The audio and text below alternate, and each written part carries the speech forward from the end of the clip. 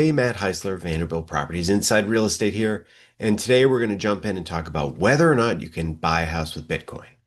Now, I know that the easy way to do this is to take your Bitcoin, turn it into money, and then use that money to go buy a house. But that's not what we're really going to talk about here.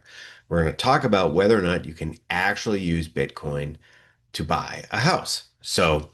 And in order to do that, we're going to get started here by talking about what really happens when someone buys a house, right? So, obviously, initially, there's this offer and an agreement to pay, right? But when we actually get down to the closing, what really happens? Well, what usually happens is the buyer and all of his money and all of the bank's money gets pooled into an account, right?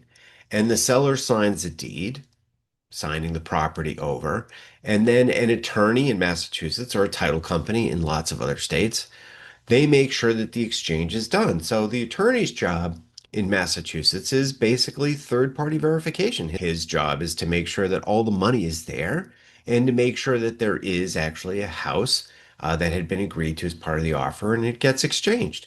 Once that exchange happens, right, the attorney then goes and makes sure that the deed is recorded. So, do you have to record a deed in order to buy a property? You do not. But if you don't do that, then you have to carry around the deed. And if you lose it, then you may not be able to prove that, in fact, that you own the property. So, in order to make sure that you can prove the property, essentially all deeds are recorded down at the registry where basically they make copies of it so that someone can say, no, no, no, no, on this day, I brought the money, someone counted all the money, and you gave me the deed, and that is how we know that this has happened. So all of that becomes important when you start really talking about whether or not you can buy a house with Bitcoin. The first part, the contracts, that's the easy part, right? Like you can just write into a contract, I'm going to give you 10 Bitcoin for this house. There's nothing wrong with that. So in Massachusetts, contracts are legal as long as you're exchanging something of value. So, so it can be as little as $1, but 10 Bitcoin is obviously a lot more than that. So that is something that would suffice. There's nothing about contract law that says that that wouldn't be the problem. But the problem is we don't buy houses the same way we buy lots of other stuff. Normally, if I buy something on eBay or Amazon, I say buy this and they take your money right away. There's no delay. But when you buy a house, there is this big delay, right? There is often a delay of weeks and sometimes months between when you make the offer and when you actually exchange the money for the deed.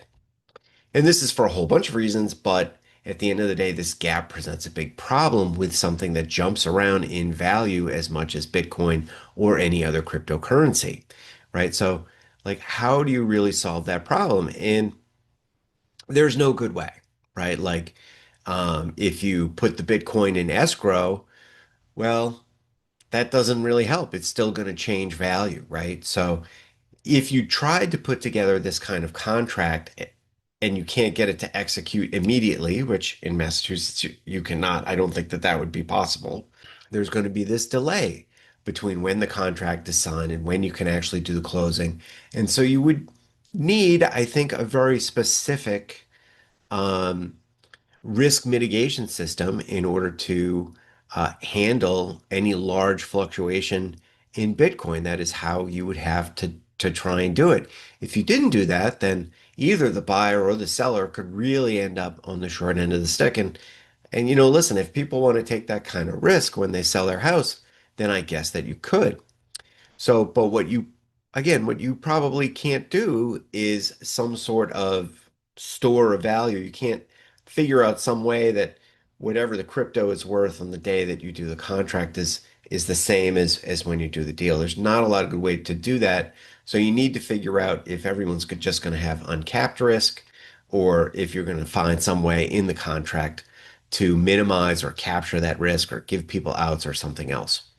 So this could even be a problem just between the amount of time between when the attorney who's gathering all the funds and getting the deed on the other side, while he's pooling all that together, he may not want to take Bitcoin, right? Now, first of all, the one of the problems would just be a simple one. Most attorneys would not have a way, an escrow account dedicated to Bitcoin. They wouldn't be able to do that. But I'm sure they would be concerned that the value of Bitcoin could change. If they collected all the money in the morning, by the afternoon, the price could be very different, right? Like we see wild swings in cryptocurrency. So I don't really think that you would find an attorney who is willing to do the exchange in Bitcoin, at least not here. I don't think you'd find a title company who would want to do it either, simply because there's no way for them to do it basically instantaneously. You really can't do that. And that makes it very, very challenging for who's ever holding the Bitcoin. I mean, the attorney doesn't want to end up with not enough Bitcoin to do the transaction or not enough Bitcoin versus dollars to do the transaction, right? Like that's a disaster. So again, you still run into that problem. But I do think I found a way to get around it. So one of the things that you could do is you could do the contract to purchase the house and then exchange the house for $1. So the only physical money that's going back and forth, or I should say standard fiat currency that's going to go back and forth between the buyer and seller is $1. That makes all the contracts legal and anything else. And then as an addendum, you could say when this closes, the buyer is going to give the seller this amount of Bitcoin. And again, you still have to think about that time change and who's really taking the risk for the value of those Bitcoins. And you could do it.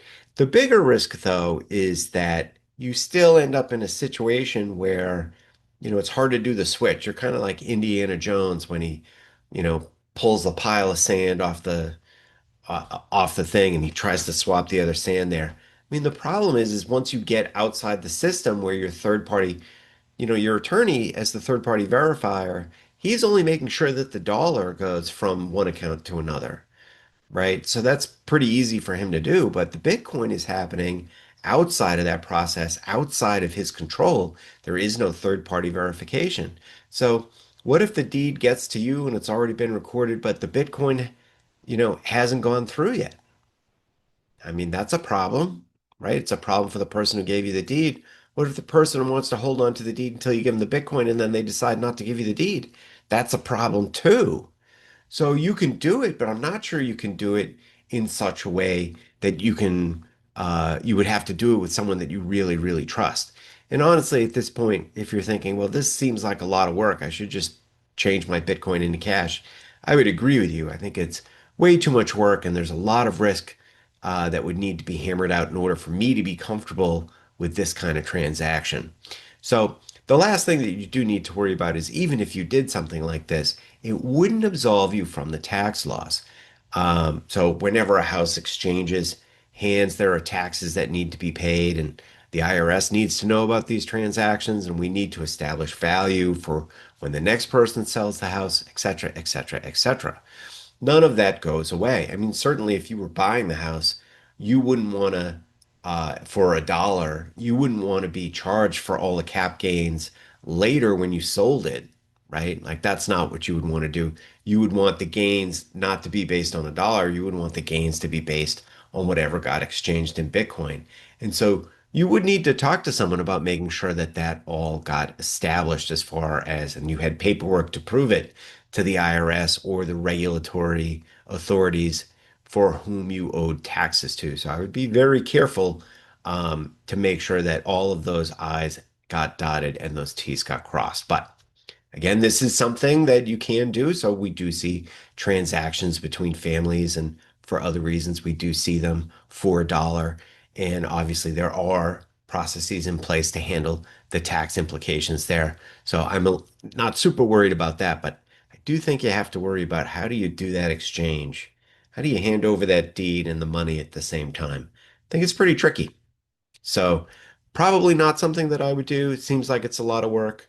But can you do it? Yeah, I think you probably can. So, and if someone out there has done it, I'd love to hear about it. I'd love to hear what problems you ran into and whether or not you feel like it's the wave of the future.